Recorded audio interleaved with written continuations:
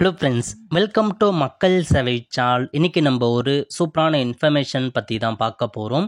அதாவது தமிழக அரசு ஊழியர்களுக்கு மகிழ்ச்சியான செய்தி வெளியே இருக்குங்க. இப்போ இதை பற்றின மொத்த இன்ஃபர்மேஷன் தான் இந்த வீடியோ பார்க்க போகிறோம். இந்த வீடியோ ஸ்கிப் பண்ணாமல் ஃபுல்லாக பாருங்க. அது மட்டும் அல்ல, இந்த வீடியோ நிறைய பேருக்கு ஷேர் பண்ணுங்க. ஓகே, 6/10/2025 அன்னைக்கு தமிழக அரசு இந்த ஒரு செய்தியை வெளியிட்டிருக்காங்க பாருங்க. அதாவது இந்திய திருநாட்டின் இரண்டாவது மிகப்பெரிய பொருளாதாரமிக்க மாநிலமாக தமிழ்நாடு இருக்கு அப்படின்றத சொல்லியிருக்காங்க.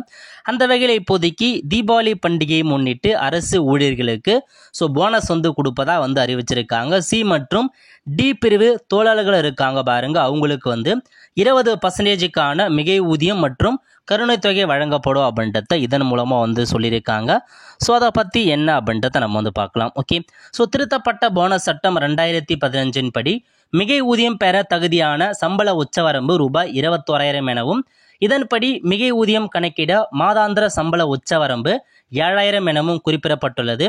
மேற்படி உச்சவரம்பு தளர்த்தி அனைத்து சி மற்றும் டி பிரிவு பொதுத்துறை நிறுவனங்களில் பணிபுரியும் தொழிலாளர்கள் மற்றும் பணியாளர்களுக்கு 2024-25 ஆண்டுக்கான மிகை ஊதியம் மற்றும் கருணைத்தொகை கீழ் வருமாறு வழங்கப்படும் அப்படின்னு சொல்லியிருக்காங்க.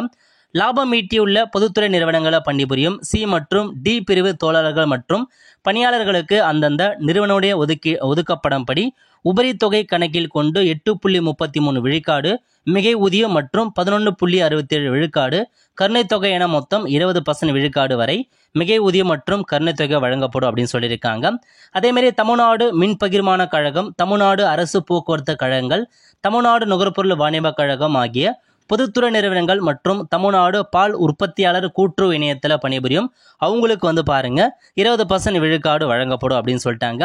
அதேமாரி பாருங்க, ஒதுக்கக்கூடிய உபரி தொகை இல்லாத பொதுத்துறை நிறுவனங்களில் பணிபுரியும் சி மற்றும் டி பிரிவு தொழிலாளர்கள் மற்றும் பணியாளர்களுக்கு அவங்களுக்கும் பாருங்க 10% அவங்களுக்கு வழங்கப்படும் அப்படின்னு சொல்லிட்டாங்க.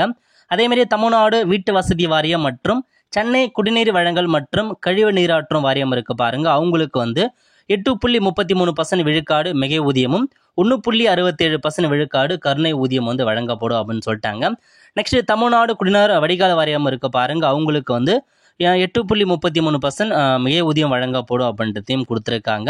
ஸோ இதெல்லாம் தாங்க உங்களுக்கான அறிவிப்பு. இதனால் மிகை ஊதியம் பெற தகுதி உள்ள நிரந்தர தொழிலாளர்கள் குறைந்தபட்சம் 8,400 மற்றும் அதிகபட்சம் 16,800 வரை பெறுவர்.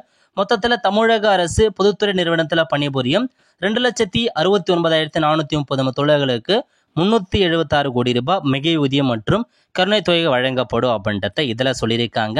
இதை தவிர பல்வேறு கூட்டுறவு அமைப்புகள் மற்றும் நிறுவனங்களில் பணிபுரியும் பணியாளர்களுக்கு ஆணைகள் தனியே வழங்கப்படும். ஸோ இதெல்லாமே பொதுத்துறை நிறுவனங்களுக்கு மற்றவங்களுக்கு தனித்தனியாக ஆணை வழங்கப்படும் அப்படின்றத சொல்லிட்டாங்க. ஸோ இதாங்க உங்களுக்கான இன்ஃபர்மேஷன். ஸோ உங்களுக்கான திவாலி போனஸை பார்த்தா வழங்குறோம் அப்படின்ற மாதிரி தமிழக அரசு ஒரு அறிவிப்பு கொடுத்துட்டாங்க. அவ்வளோ ஃப்ரெண்ட்ஸ், கண்டிப்பாக பிடிச்ச லைக் பண்ணுங்க. அது மட்டும் அல்ல, இந்த நிறைய பேருக்கு ஷேர் பண்ணுங்க. அடுத்து ஒரு நிலையில சந்திப்போம். நன்றி, வணக்கம்.